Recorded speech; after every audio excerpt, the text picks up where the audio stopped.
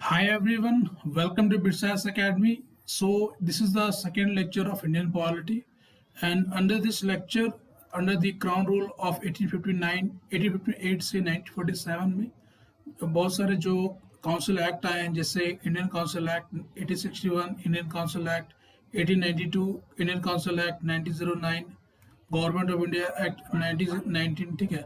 सो इन सभी एक्ट को हम लोग कवर करेंगे। So this lecture is presented by me, Manish Chaudhary, and you can subscribe our channel BitScience Academy to make your preparation for UPSC and state PCS examination.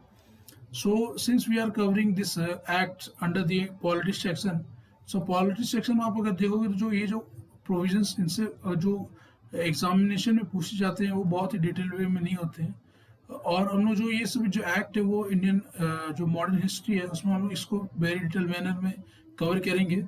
So you can check this in Indian modern history lecture में। सो इसमें हम लोग केवल provisions को देख करेंगे क्योंकि हम लोग इसमें इसको जो इंडियन पॉलिटी में कवर कर रहे हैं। So let us start this lecture. So सबसे पहला हम लोग को जो देखना है जो crown rule. So crown rule start होता है after the 1857 revolt. So 1857 revolt जो कि बहुत ही बड़ा मेजर रिवोल्ट था। सो इसके बाद जो ब्रिटिश पार्लियामेंट है उसको लगती है क्या कि इंडिया का जो रूलिंग है सिस्टम है उसको अब हम लोग को अपने हाथ में लेने की जरूरत है। सो इसके पहले क्या थी कि ईस्ट इंडिया कंपनी को जो चार्टर एक्ट मिलती थी वो 20 साल के लिए मिलती थी, लेकिन 1853 के बाद जो एक्ट था उसमें कोई भी ये टेन्योर डिसाइडेड नहीं था कि अब जो ईस्ट इंडिया कंपनी है उसके हाथ में पावर है वो कितने समय तक है। मतलब थी कि ब्रिटिश गवर्नमेंट, ब्रिटिश पार्लियामेंट कभी भी ये जो पावर है एडमिनिस्ट्रेशन का वो ईस्ट इंडिया कंपनी से कभी भी अपने हाथ में ले सकती है, ठीक है। सो आप अगर रिवोल्ट ऑफ 1857 का आप अगर देखोगे तो 1857 का जो रिवोल्ट था वो बहुत ही बड़ा रिवोल्ट था और इसके बहुत सारे रीजंस थे। 1857 का जो रिवोल्ट था वो बेसिकली एक एक्सप्रेशन था, लेकिन बहुत सारे जो रिवोल्ट थे इसके पहले भी हो चुके थे, जैसे पीजेंट्स रिवोल्ट थे, ठीक है, वर्कर रिवोल्ट थे, बहुत सारे ट्राइबल एरियाज में ट्राइबल्स रिवोल्ट हुए थे जैसे कोल रिवेलियन, ठीक है, मुंडा रिवेलियन, सब बहुत सारे रिवोल्ट्स हुए थे। और अब अगर देखोगे तो जमींदार जो पहले जमींदारी सिस्टम में बहुत खुश है क्योंकि जमींदारी सिस्टम में क्या था, परमानेंट सेटलमेंट था। उसमें जमींदार को एज अ ऑनर डिसाइड किया जाता था जमीन का और उनको रेवेन्यू पे करना होता था ब्रिटिशर्स गवर्नमेंट को। लेकिन जब ब्रिटिशर्स जो ईस्ट इंडिया कंपनी थी उनको लगा कि बहुत सारा जो रेवेन्यू है वो जमींदार अपने पास रख लेते हैं, सो उनको जमींदार को इन प्रोसेस से एलिमिनेट करने के लिए under the land revenue system, so land revenue system में जमींदार को अलग करने के लिए उन्होंने नया लैंड रेवेन्यू सिस्टम इंट्रोड्यूस करा जिसको बोलते हैं रैयत वाले सिस्टम। रैयत वाले सिस्टम में क्या थे, जो रैयत थे, जो किसान थे, जो पीजेंट्स हैं, उनको लैंड ओनर डायरेक्टली बना दिया गया। जब तक वो लैंड रेवेन्यू पे करेंगे उनका ऑनरशिप राइट लैंड पे होगा, और अगर वो लैंड रेवेन्यू पे करने पे वो अगर पे नहीं कर पा रहे हैं तब उनका जो लैंड है उसको एनेक्स कर दिया जाएगा। तो अब क्या हुआ कि जो जमींदार जो पहले जो पोजीशन जो एंजॉय कर रहे थे as a middle man between the peasants and East India company, अब ये जो मिडिल मैन थे जमींदार वो खत्म, एबॉलिश कर दिया गया, ठीक है। तो जमींदार भी इसके खिलाफ हो गए क्योंकि इनके पास भी अब रेवेन्यू नहीं आ रहा, इनका भी जो सोशल स्टेटस था वो भी खत्म हो गया। तो जमींदार का भी रिवोल्ट बहुत सारे हुए। आप अगर रिलीजियस रीजन में आप अगर देखोगे तो जो सिपोही थे, जो इंडियन सिपोही थे जो कि ब्रिटिश ईस्ट इंडिया कंपनी के मिलिट्री में थे, तो वो जो कार्टिज के यूज करते थे, ठीक है, जो भी गन्स थे उनके में जो कार्टिज जो यूज होती थी उसमें कार्टिज में जो जो पिग की चर्बी, काव की चर्बी, उसका जो ऑयल होता था उसका यूज होता था। तो वो जो थे कि वो रिलीजियस सेंटिमेंट का अगेंस्ट था। मंगल पांडे आप जिसे जानते हो उन्होंने रिवोल्ट करा था। तो ये सभी रीजन के कारण बहुत बड़ा रिवोल्ट हुआ जो कि बड़ा एक्सप्रेशन लेता है 1857 का रिवोल्ट में। तो 1857 का जब रिवोल्ट हुआ तो ब्रिटिश गवर्नमेंट को लगा कि अब जो यहाँ का जो रूल होगा वो हम लोग को इंडियंस को अपने साथ मिलाना होगा, हम लोग अब इससे ज़्यादा इंडियंस को एक्सप्लॉइट नहीं कर सकते हैं, ठीक है। सो इसके बाद जितने भी आप अगर रिवोल्ट जितने भी एक्ट आप देखोगे तो उसमें इंडियन जितने भी इंडियंस हैं उनका पार्टिसिपेशन मिलेगा, ठीक है। सो इसके पहले क्या थे, east India company basically administrate कर रही थी, वहाँ कोई भी इंडियंस नहीं थे, लेकिन अब इंडियंस का पार्टिसिपेशन स्टार्ट होगा इन द ब्रिटिश रूल, ठीक है। सो हम लोग इसका देखते हैं कि so this significant act was enacted in the wake of revolt of 1857, also known as first war of independence. So बहुत सारे जो वेस्टर्न हिस्टोरियंस है, इंडियन हिस्टोरियंस है, बहुत सारे जो नेशनल लीडर्स है, उन्होंने 1857 का रिवोल्ट को first war of independence declare करा है। बहुत सारे वेस्टर्न आप थिंकर्स को देखो, हिस्टोरियंस को देखोगे तो उन्होंने इस ये जो रिवोल्ट हुआ था 1857 को बेसिकली एक सिपोई म्यूटिनी डिक्लेयर करा है, क्योंकि आप अगर देखोगे तो इनका जो आप विजन आप अगर देखोगे सिपोई म्यूटिनी का, वो बहुत ही ब्रॉड नहीं था। उनका जो पर्पस था वो बेसिकली जो मुगल साम्राज्य का था उसको फिर से स्टैब्लिश करना था, मीन्स वो मोनार्की को फिर से स्टैब्लिश करना चाहते थे। उनका जो विजन था वो एक डेमोक्रेटिक सेटअप की और नहीं था, बल्कि बैकवर्ड था। वो मोनार्की को स्टैब्लिश करना चाहते थे, वो मुगल रूल को फिर से स्टैब्लिश करना चाहते थे। सो इसके कारण जो बहुत सारे जो थिंकर्स थे वो बेसिकली एक सिपोई म्यूटिनी बोलते हैं 1857 का रिवोल्ट को। So the act known as Act for the Good Government of India abolished East India Company and transferred power to government, territory and revenue to British Crown. So अब क्या हो गया, ये जो एक्ट था उसको नाम दिया गया act for good government India, और इसमें क्या किया, ईस्ट इंडिया कंपनी की जितनी पावर थे, जितने भी टेरिटोरियल पावर थे, रेवेन्यू से रिलेटेड पावर थे, उसको अब ब्रिटिश क्राउन के हाथ में दे दिया गया। So it provided that India henceforth is governed by the name of Her Majesty. It changed the designation of Governor General of India to the Viceroy of India. So पहले आप अगर देखोगे तो रेगुलेटिंग एक्ट था। Regulating act में governor of Bengal को governor general of Bengal बनाया गया, फिर गवर्नर जनरल ऑफ बंगाल को गवर्नर जनरल ऑफ इंडिया बना दिया गया, और गवर्नर जनरल ऑफ इंडिया को आप अगर आप देख रहे हो तो वाइसरॉय बना दिया गया, ठीक है। सो द वाइसरॉय जो कि बेसिकली डायरेक्ट रिप्रेजेंटेटिव होते थे ब्रिटिश क्राउन के इन इंडिया में। सो लॉर्ड कर्निंग जो थे उनको फर्स्ट वाइसरॉय बनाया गया इंडिया में। And it ended the system of double government by abolishing the board of control and court of director. So आप जिसे जानते हो कि through regulating act board of control and court of director को establish किया गया था, और इनका क्या काम था कि जो भी ईस्ट इंडिया कंपनी में जितने भी मैल एडमिनिस्ट्रेशन हो रहे थे थ्रू प्राइवेट ट्रेडिंग और अदर ब्राइवरी और भी ये सब चीज़ों को देखना, और जितने भी ईस्ट इंडिया कंपनी जितनी भी एडमिनिस्ट्रेटिव डिसीजन ले रही है, जितने भी रेवेन्यू उनका जो कमर्शियल एक्टिविटी हो रहा है, उसके लिए एक रिपोर्ट बनाना और ब्रिटिश पार्लियामेंट को सेंड करना। लेकिन आप अगर देखोगे तो ये board of control and court of director इन्होंने आपस में ही कोलैबोरेशन कर लिया कि आप जो जितने भी यहाँ ये जो एक्टिविटी हो रही है ईस्ट इंडिया कंपनी के, उसमें आप जो रिपोर्ट बनाओगे उसमें थोड़ा से फेरबदल कर देना, और आप हो सके तो जितने भी रिपोर्ट होगी उसको डिले सेंड करना। ब्रिटिश पार्लियामेंट को बहुत ही लेट में ये रिपोर्ट मिलना चाहिए। तो ये क्या कर रहे थे, आपस में ही कोलैबोरेशन कर रहे थे, जिसके कारण जो ब्रिटिश कैबिनेट थी, ब्रिटिश पार्लियामेंट थी, उनको बहुत सारे प्रॉब्लम्स हो रहे थे, ठीक है। So it created a new office secretary of state for India vested with the complete authority and control over the Indian administration. So Indian administration के ऊपर जो कंट्रोल अथॉरिटी और कंट्रोल पावर किसको दे दिया गया, अब सेक्रेटरी ऑफ स्टेट। और ये सेक्रेटरी ऑफ स्टेट अब कहाँ बैठेगा, ये ब्रिटिश कैबिनेट और ब्रिटिश पार्लियामेंट का मेंबर होगा, और ये अब लंदन में बैठेगा। सो जो आप अगर देखोगे तो वाइसरॉय है वो इंडिया में बैठ रहा है, और सेक्रेटरी ऑफ जो स्टेट है वो कहाँ बैठेगा, लंदन में। और इसका मतलब ये कि जो सेक्रेटरी ऑफ स्टेट का जो पोजीशन है, जो अहदा है, वो तुम्हारा वाइसरॉय से ऊपर है, ठीक है। सो ये सभी प्रोविजंस है। So it established a 15-member Council of India to assist Secretary of State for India. The council was an advisory body. The Secretary of State was made the chairman of the council. So अब क्या किया गया कि Secretary of State थे, ठीक है, plus 15 member को मिला करके एक काउंसिल बना दिया गया, और इसमें जो सेक्रेटरी ऑफ स्टेट होंगे वो इसके चेयरमैन होंगे। और it constituted a secretary of state in council as a body corporate capable of suing and being sued in India and in England. So आप अगर देखोगे तो आप अगर प्रेजेंट डे में आप इंडियन प्रेसिडेंट को देखोगे या गवर्नर देखोगे स्टेट के, तो वो जो ऑफिशियल कैपेसिटी में जो भी फंक्शन करते हैं, जो भी डिसीजन लेते हैं, सो उनके खिलाफ कोई भी एक्शन नहीं लिया जा सकता है जब तक वो अपने जो ऑफिशियल कैपेसिटी में कोई भी डिसीजन लेते हैं। तो अब कोई भी जो लीगल जो फ्रेमवर्क हो, जो भी लीगल एक्शन होगा, वो उनके जो ऑफिशियल कैपेसिटी में होगा वो उसके ऊपर नहीं लिया जा सकता। लेकिन इसमें था क्या कि अगर secretary of state in council अगर कोई भी अपना ऑफिस का मिसयूज करते हैं तो उनके खिलाफ लीगल एक्शन लिया जा सकता है। अगर वो ऑफिशियल कैपेसिटी में भी वर्क कर रहे हैं और उसमें भी अगर उन्होंने कोई डिसीजन लिया है जो कि मिसयूज हो रहा है उनके ऑफिस का, तो उसके खिलाफ भी एक्शन लिया जा सकता है। So the Act of 1858 was, however, largely confined to improvement of administrative machinery.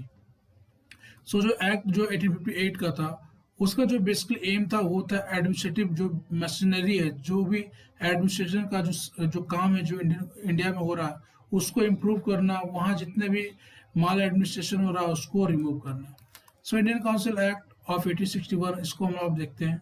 So after the Great Revolt of 1857, the British government felt the necessity of seeking the cooperation of Indians in the administration of the country.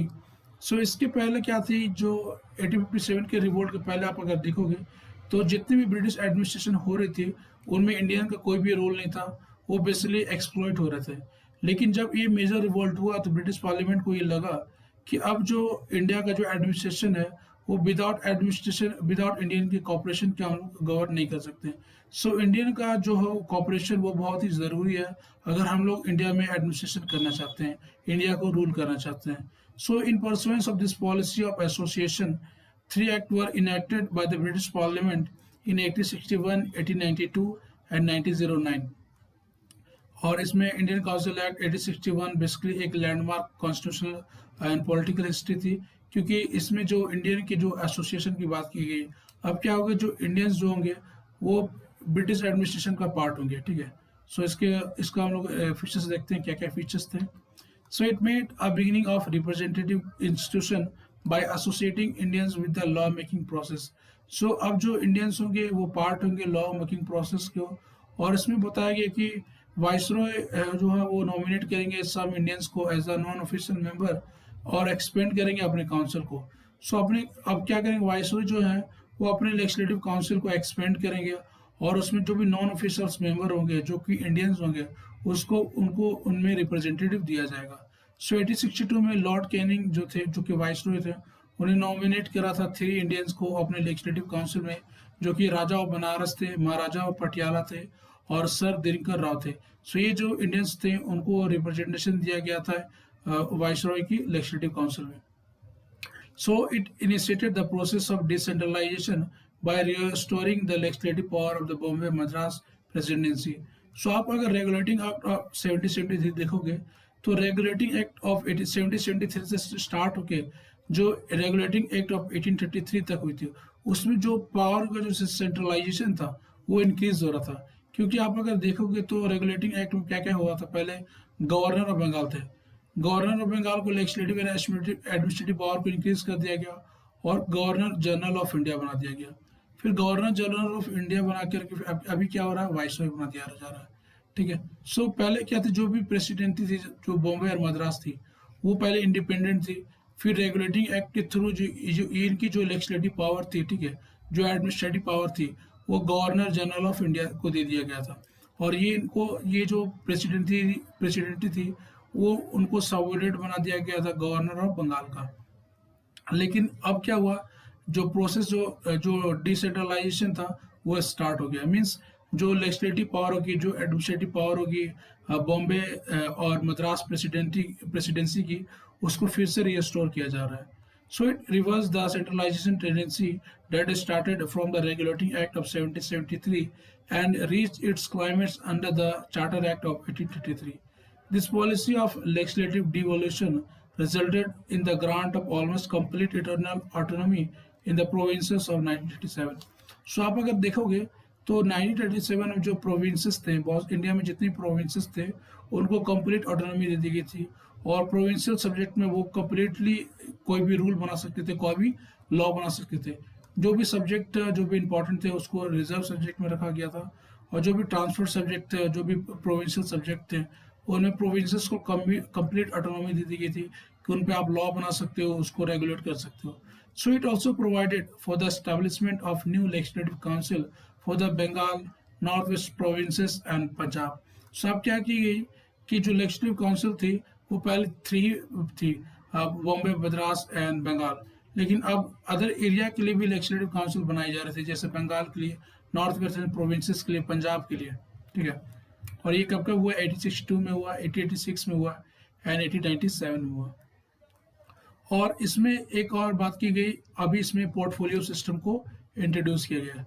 So portfolio system basically क्या होता है? Portfolio system ये होता है, जैसे मान लो government है, तो गवर्नमेंट के बहुत सारे डिपार्टमेंट होते हैं, जैसे मिनिस्ट्री ऑफ होम अफेयर्स है, मिनिस्ट्री ऑफ फाइनेंस है, मिनिस्ट्री ऑफ डिफेंस है। सो ये सभी क्या करते हैं कि अपने थ्रू, ये जो मिनिस्ट्री होती है, मिनिस्ट्री के अंदर ही बहुत सारे डिपार्टमेंट होते हैं और ये गवर्नमेंट का फंक्शन देखती है। So government as a whole होती है, लेकिन इसमें बहुत सारे जो मिनिस्ट्रीज होती है, मिनिस्ट्री बहुत सारे मिनिस्टर्स के अंडर होती है। जैसे मिनिस्ट्री ऑफ होम अफेयर्स है, तो वो भी अमित शाह के अंदर है। तो मिनिस्ट्री ऑफ होम अफेयर्स के जितने भी डिसीजंस होंगे वो अमित शाह देखेंगे। तो वैसे ही पोर्टफोलियो सिस्टम को इंट्रोड्यूस किया गया और उसमें इंडियंस को दिया गया कि वो जितने भी ये जो डिसीजन होंगे वो खुद लेंगे, ठीक है। So under this the member of viceroy council was made in charge of one of the more department of the government and authorized to issue final order on the behalf of the council on the matter of its department. So अपने department के behalf में वो minister जो कि responsible है अपने department के लिए, वो हर डिसीजन लेगा। So it empowered the viceroy to issue ordinances without the concurrence of the legislative council. During an emergency, the life of such ordinance was 6 months.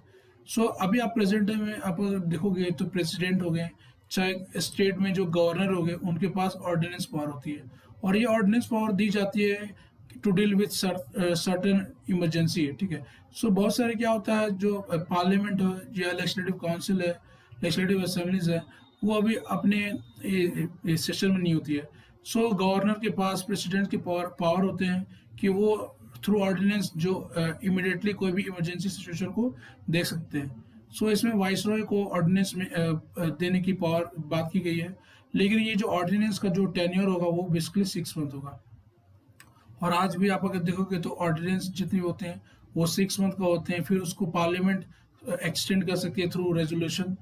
So next है तुम्हारा इंडियन काउंसिल एक्ट ऑफ 1892। सो इसके features को देखते हैं।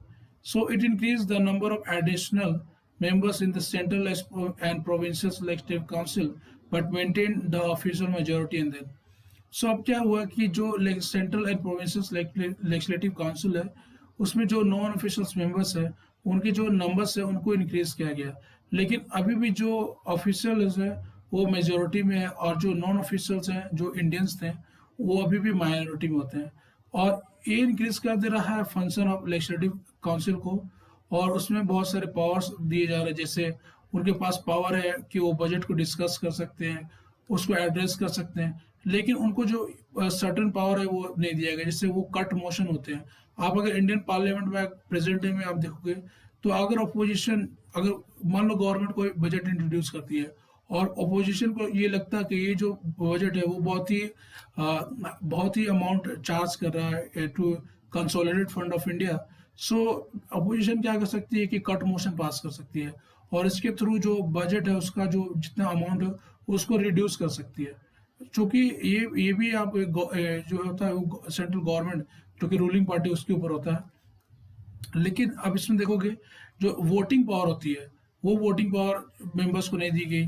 Supplementary question है वो power अब इसमें नहीं दी गई। सो बहुत सारे जो पावर्स हैं वो इसमें नहीं दी गई है। It also provided for the nomination of some non-official member up to the Central Legislative Council by the Viceroy on the recommendation of the Provincial Legislative Council. So अब क्या हुआ कि Provincial Legislative Council है वो recommend करेगी viceroy को कि जो नॉन ऑफिशियल मेंबर है जो इंडियंस है उनमें आप किसको लो। सो प्रोविंशियल लेजिस्लेटिव काउंसिल आप रिकमेंड करेगी वाइसरॉय को to nomination of Indians in the central legislative council. और प्रोविंशियल लेजिस्लेटिव काउंसिल जो कि एडवाइस कर रही है उसको एडवाइस कौन कौन सी देगी, बॉडी देगी, तो इसमें आती है डिस्ट्रिक्ट बोर्ड आएगी, म्यूनसिपालिटीज आएगी, यूनिवर्सिटी आएगी, ट्रेड एसोसिएशन आएगी, जमींदार होंगे, चैम्बर्स होंगे। सो ये सभी बॉडीज प्रोविंशियल लेजिस्लेटिव काउंसिल को एडवाइस करेगी और ये प्रोविंशियल लेजिस्लेटिव काउंसिल अब ये एडवाइस करेंगे वाइसरॉय को और वो रिप्रेजेंटेशन देंगे इंडियंस को इन the central legislative council. So the act made a limited and indirect provision for the use of election in the filling of some of the non-official seat both at the center and the province. So इसमें क्या गया कि indirect provision जो election है उसको introduce किया गया. सो इसमें जो बात है नॉमिनेशन को इंट्रोड्यूस किया गया, लेकिन जो इलेक्शन वर्ड है उसको अभी तक इंट्रोड्यूस नहीं किया गया. ठीक है. सो नेक्स्ट है तुम्हारा Indian council act 1909. So the act is also known as Morley Minto reforms और Montford reforms. And lord Morley थे वो secretary of state for India थे, और लॉर्ड मिंटो थे वो वाइसरॉय ऑफ इंडिया थे. यहाँ पिक्चर में आप देख सकते हो. सो फीचर अब देखते हैं. So it considerably increased the size of legislative council both at the central and the province. The number of members of central legislative council was raised from 16 to 60. So अब क्या हुआ, जो legislative council का जो strength है उसको increase किया जा रहा है सेंटर में भी और प्रोविंस में भी. सेंटर में जो सीट थे जो कि सेंट्रल लेजिस्लेटिव काउंसिल में थे वो 16 जो 16 से निकल करके 60 हो गया. और जो प्रोविंसेस में जो लेजिस्लेटिव काउंसिल थे उनका जो होता है वो डिटेल नहीं था, क्योंकि आप प्रोविंसेस में जो लेजिस्लेटिव काउंसिल में जो भी सीट्स थे वो एज पर पॉपुलेशन थे, और प्रोविंसेस के पॉपुलेशन वो चेंज हो रहे थे. इसके कारण जो यूनिफॉर्मिटी थी, जो number of seats in provinces legislative council वो यूनिफॉर्म नहीं थी. लेकिन जो सेंट्रल लेजिस्लेटिव काउंसिल थी वो बेसिकली एक ही थी. सो इसलिए जो इसमें जो सीट था वो तो एक ही रहेगा, यूनिफॉर्म ही रहेगा. सो इसमें क्या किया, 16 से इनक्रीज करके 60 कर दिया गया. So it retained the official majority in the Central Legislative Council but allowed the Provinces Legislative Council to remain non-official majority. So अब क्या किया गया, जो Central Legislative Council में है उनमें अभी भी ऑफिशियल मेजोरिटी किसका है, जो ब्रिटिशर्स है. अभी भी इंडियंस का उसमें मेजोरिटी नहीं है. लेकिन अब चूंकि प्रोविंसेस को बहुत सारे आप लोग देखोगे तो बहुत सारे फ्रीडम दे जा रहे हैं, तो प्रोविंशियल में जो लेजिस्लेटिव काउंसिल है उसमें बहुत जो नॉन ऑफिशियल जो इंडियंस होंगे उनको ज़्यादा रिप्रेजेंटेशन दिया गया. ठीक है. सो अब क्या हुआ, जो इंडियंस है उनके पास डिस्कशन पावर है वो इंक्रीज कर गया. अब वो क्या कर सकते हैं, जो सप्लीमेंट्री क्वेश्चंस है, सप्लीमेंट्री क्वेश्चन आप वो पूछ सकते हैं और वो आप मोशन पास कर सकते हैं. So it enlarge the deliberative function of the legislative council at both the level. For example, member were allowed to ask supplementary question, move resolution on the budget. So resolution pass करने के लिए, supplementary questions को पूछने के लिए ये से power दिए गए हैं इंडियंस को. So it provided for the first time for the association of Indians with the executive council of the viceroy and the governor. So अब क्या हुआ है, जो इंडियन को उनको मिलाया जा रहा है वाइसरॉय एक्जीक्यूटिव काउंसिल. जो वाइसरॉय जो एक्जीक्यूटिव काउंसिल है वो मोस्ट पावरफुल काउंसिल है. सेंट्रल लेजिस्लेटिव काउंसिल में आप अगर देखोगे तो सेंट्रल लेजिस्लेटिव काउंसिल में जो वाइसरॉय है वो उनके मेंबर है, लेकिन जो एक्जीक्यूटिव काउंसिल वो मोर पावरफुल है लेजिस्लेटिव काउंसिल से, क्योंकि लेजिस्लेटिव काउंसिल के सम ऑफ द रिकमेंडेशन है उसका जो रिकमेंडेशन उस पर वीटो पावर वाइसरॉय के पास होते हैं, और मोस्ट जो पावरफुल बॉडी है वो है एक्जीक्यूटिव काउंसिल. और पहला जो मेंबर जो इंडियंस जो कि वाइसरॉय एक्जीक्यूटिव जो काउंसिल थे उसका जो मेंबर बने थे वो थे सत्येंद्र प्रताप सिन्हा. ठीक है. और ये थे लॉ मेंबर. और आप अगर देखोगे तो it introduce the system of communal representation for the Muslim by accepting the concept of separate electorate. So इसमें जो इंट्रोड्यूस किया गया एक कंसेप्ट को उसको बोलते हैं हम लोग सेपरेट इलेक्टोरेट. सेपरेट इलेक्टोरेट में क्या होता है, जो मुस्लिम्स होंगे वो मुस्लिम्स के लिए वोट करेंगे, जो हिंदू होंगे वो हिंदूज के लिए वोट करेंगे, जो सिख्स होंगे वो सिख्स के लिए वोट करेंगे, जो दलित होंगे वो दलित के लिए वोट करेंगे. सो जो सेम कम्युनिटी है वो सेम कम्युनिटी के लिए ही वोट कर सकती है. और इसका जो रीज़न था वो बेसिकली था डिवाइड एंड रूल. सो आप अगर देखोगे इस टाइम तक जो इंडियन जो नेशनल मूवमेंट थी वो बहुत ही पीक पे थी. जो लोगों के बीच जो यूनिटी थी, जो भी बहुत सारे जो रिलीजियस मैन थे उनके बीच जो यूनिटी थी उसको तोड़ने के लिए ब्रिटिशर्स ने ये चारा लगाया और उन्होंने कम्युनल रिप्रेजेंटेशन और सेपरेट इलेक्टोरेट को इंट्रोड्यूस करा, ताकि जो इंडियन नेशनल मूवमेंट है उसके जो पीक है उसको पैसिफाई किया जा सके. So under this Muslim members were to be elected by Muslims. The act legalise communalism and lord Minto known as father of communal electorate. तो ये जो साहब है लॉर्ड मिंटो, इनको फादर बोला जाता है कम्युनल इलेक्टोरेट का, और आप प्रेजेंट डे में आप जो देखोगे कम्युनलिज्म का जो प्रॉब्लम है वो इन्हीं के द्वारा दिया गया है। आप अगर अभी प्रेजेंट डे में आप देखोगे जो बंगाल जो इलेक्शंस हुए हैं वहाँ पे कम्युनलिज्म जो कि हिंदू और मुस्लिम में जो भी फाइट्स हुए हैं बीजेपी एंड टीएमसी में, तो आप अगर देखो तो यहाँ जो इंडियन पॉलिटी में आप जो अब प्रेजेंट डे में जो पॉलिटिकल पार्टी जो कम्युनल कार्ड खेलती हैं वो बेसिकली कम्युनल कार्ड का जो इंट्रोडक्शन किया गया था वो बेसिकली यही जनाब थे Lord Minto. So it also provided for the separate representation of the presidency, corporation, chamber of commerce and university as जमींदार। So इसमें separate representation का बात किया गया है for the corporate के लिए, chambers के लिए, chamber of commerce के लिए, universities के लिए, जमींदार के लिए।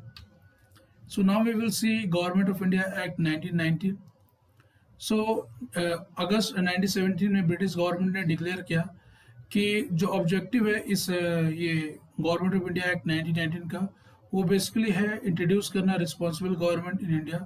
क्योंकि आप अगर देखोगे तो ब्रिटिश गवर्नमेंट को अब ये अंदाज़ा हो चुका था कि इंडिया में विदाउट रिस्पॉन्सिबल गवर्नमेंट हम लोग इस प्लेस को, इस कॉलोनी को लंबे समय तक रूल नहीं कर सकते। और रिस्पॉन्सिबल गवर्नमेंट का इंट्रोडक्शन का मतलब था कि अब हम क्या करेंगे, जो मेजर जो सब्जेक्ट होंगे, जो कि इंपॉर्टेंट सब्जेक्ट होंगे, जैसे इंटरनेशनल रिलेशन हो गया, सिक्योरिटी हो गई, पुलिस हो गई, सो ये सब चीज़ों को हम अपने अंदर रखेंगे। बट जितने भी जो नॉर्मल चीज़ें होंगी वो हम लोग अब इंडियंस को दे देंगे। सो इंडियंस को भी लगेगा जो हम ये जो देश है वो बेसिकली वो इंडियन ही रूल कर रहे हैं, लेकिन जो अल्टीमेट पावर होगी वो अभी भी ब्रिटिश क्राउन के अंडर होगी, ब्रिटिश पार्लियामेंट के पास होगी। So government of India act 1919 जो कि इनेक्टेड हुआ था वो फोर्स में कब आया, 1921 में आया, 2 साल बाद। और इसको एक्ट को हम लोग मॉन्टेग्यू टर्म्स ऑफ रिफॉर्म भी बोलते हैं और मॉन्टफोर्ट रिफॉर्म भी बोलते हैं। और मॉन्टेग्यू जो कि थे वो सेक्रेटरी ऑफ स्टेट थे for India and Lord Chelmsford थे वो वाइसरॉय थे। सो इसका आप अगर फीचर्स देखोगे तो it relax the central control over the provinces by demarcating and separating the central and provincial subject. So अब क्या किया गया है कि जो सब्जेक्ट है उसको 2 भाग में डिवाइड कर दिया गया है, central subject and provincial subject. और प्रोविंशियल सब्जेक्ट में जो कि सब्जेक्ट वो सब्जेक्ट रख दिया गया जो कि कम इम्पोर्टेंस का है। आप अगर प्रेजेंट डे में दिल्ली के जो गवर्नेंस सिस्टम है, जो दिल्ली के का जो एडमिनिस्ट्रेटिव सिस्टम है, उसको आप अगर देखोगे तो दिल्ली में भी 2 सब्जेक्ट हैं, रिजर्व सब्जेक्ट है एंड ट्रांसफर सब्जेक्ट है। रिजर्व सब्जेक्ट एलजी के अंडर आते हैं और ट्रांसफर सब्जेक्ट लेजिस्लेटिव असेंबली के अंडर आती है। ठीक है। सो अब क्या हो रहा है कि एलजी को अभी रिसेंटली एक बिल इंट्रोड्यूस किया गया, उसके थ्रू बहुत सारे पावर्स दिए गए। तो वही काम इस समय हो रहा था कि बहुत सारे जो सब्जेक्ट है जो कि इंपॉर्टेंट थे, जैसे लॉ एंड ऑर्डर, आप अगर देखोगे तो प्रेजेंट डे में जैसे लॉ एंड ऑर्डर हो गई, पुलिस हो गई, ठीक है, तो ये सभी अभी भी एलजी के अंडर आते हैं। तो वैसे ही उस समय भी लॉ एंड ऑर्डर हो गई, पुलिस हो गई, इंटरनेशनल रिलेशंस हो गए और जितने भी सिक्योरिटीज रीजंस हो गए, ठीक है, वो अभी भी वाइसरॉय के अंडर थी। और जो इतने भी जो कम इम्पोर्टेंट जैसे डेवलपमेंट की बात हो गई, एडमिनिस्ट्रेशन की बात हो गई, ठीक है, तो ये सभी काम आपको कौन देखेगी, हेल्थ की बात हो गई, ये सभी काम आपको कौन देखेगी, तो प्रोविंशियल सब्जेक्ट में इसको रख दिया जाएगा। So the central and the provincial legislature were authorized to make laws on their respective list. However, the structure of government continued to centralize in unitary. तो अब क्या किया गया, जो कि सब्जेक्ट अब 2 पार्ट में डिवाइड कर दिया गया है, सेंट्रल एंड प्रोविंशियल। तो अब क्या हुआ है, जो सेंट्रल लेजिस्लेचर होगा सेंट्रल सब्जेक्ट में बनाएंगी, प्रोविंशियल लेजिस्लेचर होंगे वो प्रोविंशियल सब्जेक्ट पर लॉ बनाएंगी। फिर भी अब आप अगर देखोगे तो अभी भी जो ओवरऑल जो रूलिंग सिस्टम है वो अभी भी सेंट्रलाइज्ड है, क्योंकि अभी भी जो मेन पावर्स है वो अभी भी वाइसरॉय के एग्जीक्यूटिव काउंसिल के हैंड में है। So it further divided the provincial subject into the 2 parts, transfer and reserve. Transfer subject were administered by the governor with the head of minister responsible for the legislative council, और reserve subject है वो administer की जाएंगी governor with the executive council without being responsible to legislative council. So अब क्या किया कि subject जो है उसको भी हम लोग 2 पार्ट में डिवाइड कर दिए कि ट्रांसफर सब्जेक्ट है, रिजर्व सब्जेक्ट है। ट्रांसफर सब्जेक्ट को ट्रांसफर कर दिया गया है जो कि गवर्नर और लेजिस्लेटिव काउंसिल देखेगी, और रिजर्व सब्जेक्ट को गवर्नर प्लस एक्जीक्यूटिव काउंसिल देखेगी। लेकिन इसमें क्या होंगे, वो रिस्पॉन्सिबल नहीं होंगे लेजिस्लेटिव काउंसिल को। दैट इज वाई सेट की जो एक्जीक्यूटिव काउंसिल थी वो मोर पावरफुल बॉडी थी अगेंस्ट दिस लेजिस्लेटिव काउंसिल। आप अगर देख सकते हो कि ये जो लेजिस्लेटिव एक्जीक्यूटिव काउंसिल है, ये गवर्नर की जो एक्जीक्यूटिव काउंसिल है वो रिस्पॉन्सिबल नहीं है लेजिस्लेटिव काउंसिल के लिए। तो एग्जीक्यूटिव काउंसिल है वो पावरफुल बॉडी है against this legislative council. So this dual system of governance also known as diarchy. So the term derived from the Greek word diarch which जिसका मतलब था डबल रूल। सो डायरकी को introduce किया गया। It introduced for the first time bicameralism and direct election in the country. So अब क्या किया गया है कि इसमें बाइकैमरलिज्म एंड डायरेक्ट इलेक्शन को इंट्रोड्यूस किया गया है। बाइकैमरलिज्म में मतलब क्या होता है कि मान लो कि लेजिस्लेटिव बॉडी है गवर्नमेंट की कोई, तो लेजिस्लेटिव बॉडी में दो पार्ट होंगे, एक अपर हाउस होगा एक लोअर हाउस होगा। अभी प्रेजेंट में जिससे आप लोअर हाउस देखते हो वो है तुम्हारा लोकसभा, अपर हाउस देखते हो वो है राज्यसभा, और अगर यूएस में देखते हो जैसे हाउस ऑफ रिप्रेजेंटेशन है, सीनेट है। तो वैसे ही ब्रिटिश एरा में जो अपर हाउस थे उसको बोलते थे काउंसिल ऑफ स्टेट, जो कि अभी राज्यसभा है, और जो कि लोअर हाउस थे उसको बोलते थे लेजिस्लेटिव असेंबली, जो कि आज लोकसभा है। ठीक है, और मेजोरिटी ऑफ मेंबर्स जो कि बोथ हाउसेस थे वो डायरेक्टली इलेक्टेड थे। ठीक है, सो अब वो डायरेक्टली इलेक्टेड थे लेकिन वोटिंग पावर यहाँ जो था वो बहुत ही लिमिटेड था। ठीक है, so it required that the 3 of the 6 member of the viceroy executive council were to be Indians. So अब क्या हुआ कि वाइसरॉय की जो एक्जीक्यूटिव काउंसिल थी उसमें जो 3 मेंबर्स होंगे वो इंडियंस होंगे। सो इसमें क्या किया कि जो इंडियंस थे उनको रिप्रेजेंटेशन बढ़ाया गया। लेकिन आप अगर देखोगे तो जो भी मेंबर्स जिनको वाइसरॉय के एक्जीक्यूटिव काउंसिल में मेंबर बनाया गया था वो बेसिकली चापलूस थे।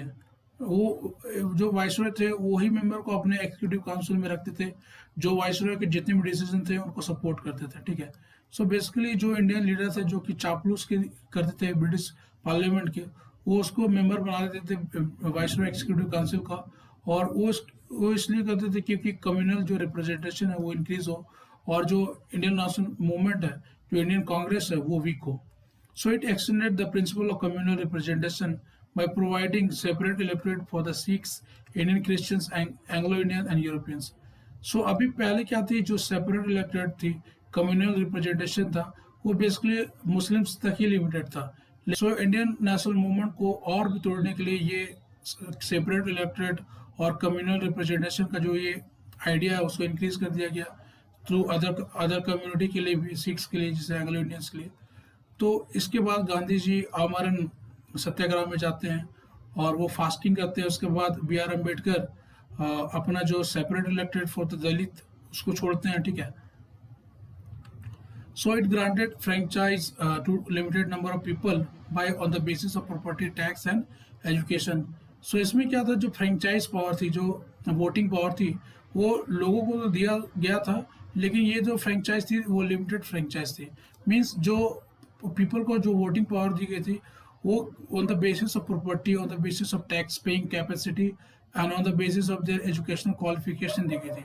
सो अगर कोई पर्सन वो बहुत ही हाईली क्वालिफाइड है, अगर वो हाईली टैक्स पेयर है, उनके पास बहुत सारे प्रॉपर्टीज है, तो ही उनको वोटिंग राइट्स मिलेगी। लेकिन जो अगर पुअर्स है, वुमेन्स है, तो इन सभी पीपल जो दलित्स है, तो इनको वोटिंग राइट्स नहीं दी गई थी। And it also created a new office, or High Commission of India in London, and some of the subject or function transferred to him, जो कि सेक्रेटरी ऑफ स्टेट को इंडिया के थे। जो secretary of state for India के कुछ function है उसको अब किसको दे दिया गया, हाई कमीशन ऑफ इंडिया। और ये हाई कमीशन ऑफ इंडिया कहाँ बैठती थी, लंदन में। और अभी भी हाई कमीशन ऑफ इंडिया आप अगर देखोगे तो वो ब्रिटेन में है। ठीक है, जिसको एम्बेसडर आप बोलते हो। So it provided for the establish of a Public Service Commission, or Central Public Service Commission was set up in 1926 for recruiting civil servant. So civil servant का रिक्रूटमेंट के लिए एक पब्लिक सर्विस कमीशन को establish किया गया 1926 में, जो कि सिविल सर्वेंट उस समय जो बोलते थे वो बोलते थे कोऑर्डिनेटेड सिविल सर्विसेज। ठीक है, so it separated for the first time provincial budget from the central budget and authorized provinces legislature to enact their budget. सो इसमें जो प्रोविंशियल बजट है उसको सेंट्रल बजट से अलग कर दिया गया, और प्रोविंसेस जितने भी प्रोविंसेस थे, जितने भी प्रोविंशियल लेजिस्लेटिव काउंसिल थे, उनको ये पावर दिया गया कि वो अपना बजट डिस्कस कर सकते हैं, अपना बजट पास कर सकते हैं। और आप अगर प्रेजेंट डे में आप देखोगे तो अब प्रेजेंट डे में पंचायती राज इंस्टीट्यूशन को उनको ये राइट नहीं है कि आप बजट पास कर सकते हो। उनका जो बजट है वो बेसिकली स्टेट गवर्नमेंट ही पास करती है, उनको फंड एलोकेट करती है। तो ये जो हुआ वो अभी तक इंडियन गवर्नमेंट में भी नहीं हुआ है। So it provided for the appointment of the statutory commission to inquiry into the report on the working after the 10 years of its coming into force. So ये जो एक्ट आई 1919, वो आने के बाद एक ये बात बोला गया कि आफ्टर द 10 years एक कमीशन आएगी जिसको हम लोग साइमन कमीशन के नाम से जानते हैं, और ये इवेल्युएट करेगी जो कॉन्स्टिट्यूशनल मशीनरी है, यहाँ जो इंडियन गवर्नमेंट जितने भी रिस्पॉन्सिबल गवर्नमेंट है उसका डेवलपमेंट कितना हुआ, ठीक है। सो इसको इवेल्युएशन के लिए साइमन कमीशन का बात बोला गया था। और ये जो साइमन कमीशन जब आई तो जो जितने भी इंडियंस थे, लीडर्स थे, उन्होंने इसका अपोजिशन किया। उन्होंने गो बैक साइमन का स्लोगन मारा, और उन्होंने इस साइमन कमीशन जो विरोध बेसिकली इसलिए किया था क्योंकि ये जो साइमन कमीशन था वो बेसिकली वाइट कमीशन था। मतलब जितने भी लोग थे वो बेसिकली इंडियंस नहीं थे बल्कि ब्रिटिशर्स थे। तो एक ऐसा कमीशन जहाँ इंडिया का एक भी लोग नहीं है और वो डिसाइड करेंगे कि इंडिया में जो कॉन्स्टिट्यूशनल जो एडवांसमेंट है वो कितनी हुई है, इंडियंस कैपेबल है कि नहीं कि वो अपना गवर्नमेंट फॉर्म कर सकते हैं कि नहीं। तो ये सभी एक कमीशन डिसाइड करेगी जिसमें इंडियन का कोई भी मेंबर्स नहीं है। सो इंडियंस ने इसका बहुत सारा रिवोल्ट, बहुत ही इसके खिलाफ विरोध करा। और आप अगर देखोगे तो लाला लाजपत राय इसी दौरान उनको लाठी लग जाती है रिवोल्ट में और उनका मृत्यु हो जाता है, ठीक है। So this is all about this lecture. Upcoming lectures में अदर एक्ट जितने हैं उसको कवर करेंगे। So thanks for watching us and you can subscribe our channel बिरसाइस academy to make your preparation for UPSC. So thanks for listening us. So thank you.